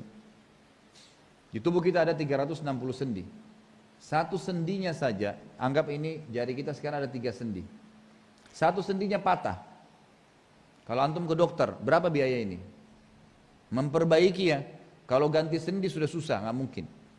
Kalaupun harus diganti berapa juta biayanya gitu kan. Ini pernah nggak antum syukuri per sendinya? Ini alhamdulillah. Semua sendi 360. Kata Nabi SAW dalam hadis Bukhari, dalam tubuh manusia ada 360 sendi yang dia harus bersedekah kepada Allah sebagai tanda syukur. Dan 360 sendi yang sedekah tadi itu bisa tergantikan dengan 2 rakaat sholat duha. Keringanan lagi dari Allah. Kenapa nggak sholat duha? 2 rakaat berapa lama? 5 menit sholat gitu kan. Maka ini sudah luar biasa. Berapa banyak nikmatnya Allah SWT bisa kita melihat. Coba antum tutup mata antum berapa detik saja. Bayangkan kalau antum tutup terus begitu, buta nggak bisa melihat. Sekarang kita bisa lihat 24 jam. Bangun tidur, buka, sudah langsung kelihatan. Oh ini lampu, oh ini kipas, oh ini, oh bisa kelihatan. Pernah nggak antum syukuri per detiknya? Ya. Kadang-kadang orang masuk ke bioskop untuk lihat sesuatu bayar kan? Antum pakai lihat, ini bukan bioskop nih, fakta, lihat langit, lihat hujan, lihat manusia, ini bukan film, nggak bayar, gratis. Bas, alhamdulillah, selesai, hanya itu saja. Kadang-kadang kita tidak bisa, kalau menghitung nikmat Allah tidak bisa. Kata Allah, innal insana ladzalumun kafar. Ini lagi mubalaghah ini. Sesungguhnya manusia zalum. Bukan cuma zalim, tapi zalum. Betul-betul dia orang yang manusia itu zalim, luar biasa zalimnya. Sekarang saya tanya ikhwah sekalian, kita jujur bilang, antum setahun tidak sakit, setahun tidak pernah sakit. Setelah setahun kita dikasih flu seminggu, ngeluh nggak? Banyak manusia yang ngeluh, aduh flu nih, aduh batuk. Baik, kalau tanya, coba muhasabah diri sendiri, berapa lama antum nggak sakit? Setahun. Setahun itu 365 hari. Antum sakit seminggu, anggap 5 hari. Kalau kita mau bicara masalah kejujuran, mestinya kita sakit 365 hari juga. Mestinya balan, setahun sehat, setahun sakit. Kerja 30 hari di kantor, dikasih gaji sekian. Hitungannya per hari sekian dikali 1 bulan. Kan begitu. Kalau mau syariatkan maksudnya, tidak. Allah enggak. Didatangkan setahun tidak sakit, 3 tahun enggak sakit, sakitnya seminggu, sakitnya sebulan. Ada orang stroke 10 tahun, tapi umurnya sudah 80 tahun, 70 tahun dia sehat. Enggak berimbang. Nikmatnya Allah, volume manusia ini luar biasa, semua dipungkiri. Kuping bisa mendengar, semua bisa berfungsi, ini sudah luar biasa nikmatnya Allah. Bahkan kadang-kadang subhanallah hal-hal yang kita anggap tidak baik di mata kita, itu sebuah nikmat yang besar. Seperti misalnya capek, lapar, haus. Sekarang kalau kita tanya siapa yang mau lapar, siapa yang mau capek, siapa yang mau haus, orang pasti nggak mau kan? Tapi kita lupa subhanallah. Tanpa lapar tidak enak kita makan, tanpa haus tidak enak kita minum, tanpa capek nggak enak kita istirahat. Kalau antum sudah kenyang, dikasih lagi ayam bakar, kambing bakar, masih mau makan. Tapi kalau lapar, nasi sama tempe enak, kan gitu. Dan makanan ini ikhwas sekalian perhatikan baik-baik ya. Jangan terpengaruh dengan ragamnya macam-macam, itu cuma variasi. Semua makanan ikhwas sekalian kalau sudah lewat dengan ini saja ya, 1/4 jari kita melewati lidah, antum sudah lupa ayam goreng kah tadi, ayam bakar kah, kuah kah, sudah habis ceritanya. Sudah masuk ke tubuh. Ini saja yang memberikan nih. Jangan terpengaruh dengan kemasan sehingga ini tidak disedekahkan, merasa sombong dengan makanannya. Na'udzubillah, apa yang mau disombongin dengan ini semua? Mas